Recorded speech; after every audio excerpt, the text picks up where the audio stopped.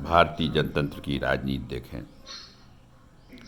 आज मोदी शाह भाजपाई और संघी सरकार ने सवर्णों के खिलाफ अति कर दी। आज दलित, चंद्रशेखर रावण, मायावती, अंबेडकर बन, पिछड़ा लालू मुलायम, अखिलेश तेज प्रताप यादव बन, वहीं मुस्लिम अल्पसंख्यक के नाम पर ओवैसी, फारूक अब्दुल्ला,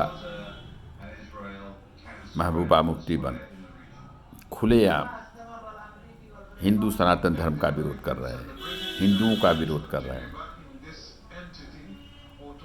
और इतना ही नहीं, आरक्षण आरक्षित आयोग की बात कौन करे, नया दलित एक्ट, मुस्लिम वक्फ बोर्ड एक्ट ले अगड़ों के ज़मीन जायदाद, मंदिर मठ, पूजा पाठ, आस्था विश्वास, नौकरी रोजगार पर कब्जा कर रहे हैं। और ये देश का प्रधानमंत्री मोदी भाषण में जब भी मुंह खोलता है अंबेडकर अंबेडकर अंबेडकर कहता रहता है।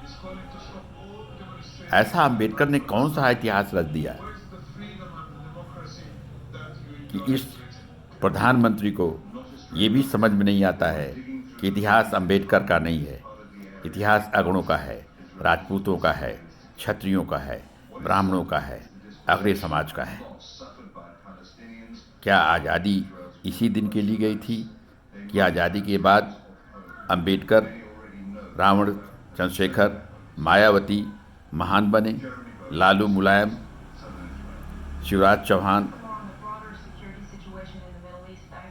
केजरीवाल महान बने, ओवैसी, फारूक अब्दुल्ला, महबूबा मुफ्ती महान बने और राजपूत, क्षत्रिय, ब्राह्मण बेजान बने। आखिर में देश के प्रधानमंत्री से मैं जानना पूछना चाहता हूँ, ये बार बार अंबेडकर अंबेडकर अंबेडकर क्यों कहता है? बार बार पिछड़ों की राजनीति क्यों करता है? बार बार पसमानदा मुसलमानों के नाम पर मुसलमानों का तुष्टीकरण क्यों करता है? और बार बार नया दलित एक्ट, मुस्लिम वक्फ बोर्ड एक्ट ला करके अगड़ों को जेल बिल हथकड़ी क्यों देता है? कभी इसने सोचा, कभी इसने विचारा? क्या केवल वोट बैंक, वोट तुष्टीकरण और मुफ्त की नीत राजनीति से देश चलाया जा सकता है? आप याद करें 1965 के युद्ध में मुसलमान देश के साथ गद्दारी कर पाकिस्तान से सरहद पर मिल गए।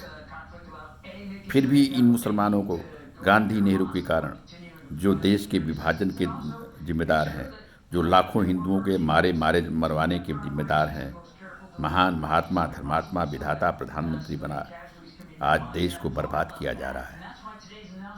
मुस्लिम को मुसलमान के नाम पर, इस्लाम के नाम पर देश को बांट करके पाक दिया गया और आज हिंदू भारत में सारे विशेष अधिकार, सारे विशेष छूट नेहरू, इंदिरा गांधी परिवार, सोनिया गांधी परिवार, जो हिंदू नहीं है, गांधी सरनेम का मुखौटा लगा करके इसकी आड़ में मुस्लिम मुस्लिम गाता है। क्या यह सच नहीं है?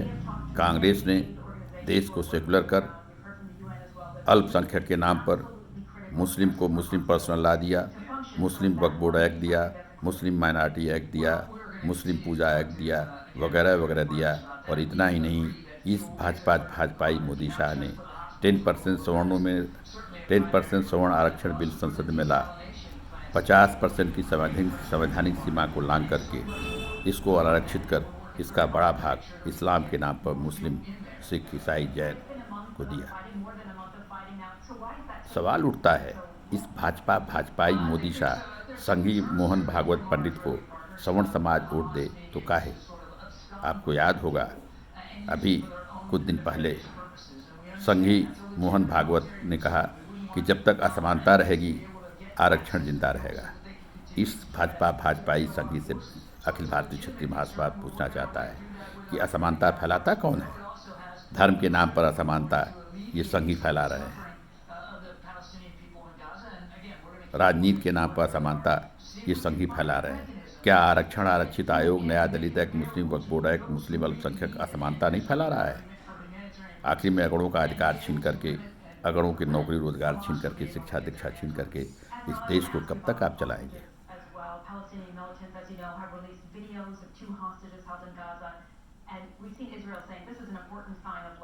सरहद की रक्षा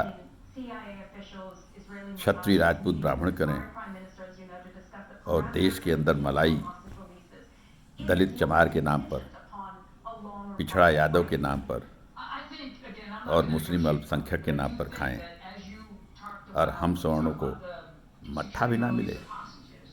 ये कैसा देश है? कैसा जनता जनहित जनतंत्र?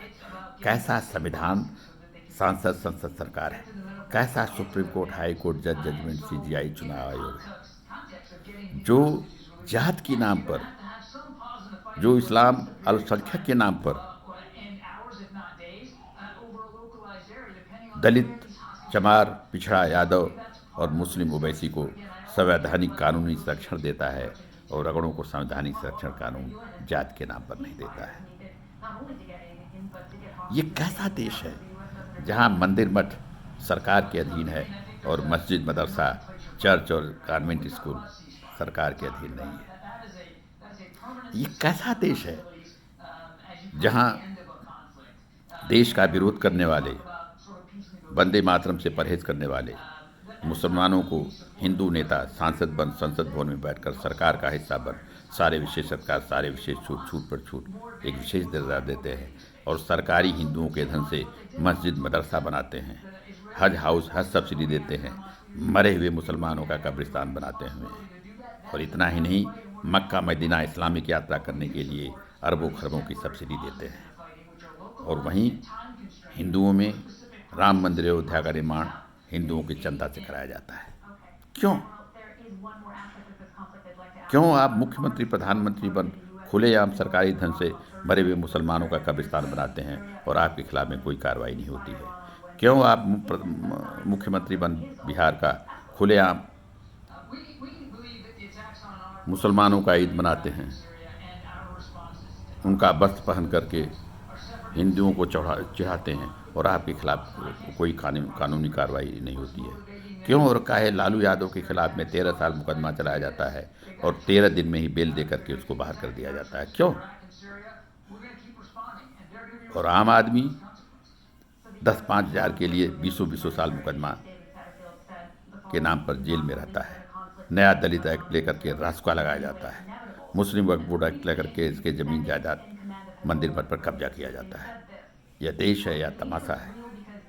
मुट्ठी भर लोग सांसद, विधायक, मंत्री बन लुच्चे, टुच्चे, मवाली, बवाली, दंगाई, बलात्कारी, बाहुबली। आप अभी बिहार के मुख्यमंत्री नीतीश कुमार के पागलपन का, औरतों को लेकर दिए गए भाषण को याद करें। ऐसे लोग मुख्यमंत्री बन जाते हैं, ऐसे लोग प्रधानमंत्री बन जाते हैं। आज आप मुख्यमंत्री और प्रधानमंत्री बनने के लिए चाय वाला होना जरूरी है, पानी वाला होना जरूरी है, दूध वाला होना जरूरी है, गरीब होना जरूरी है। तो गरीब के नाम पर देश को मूर्ख बनाना जरूरी है।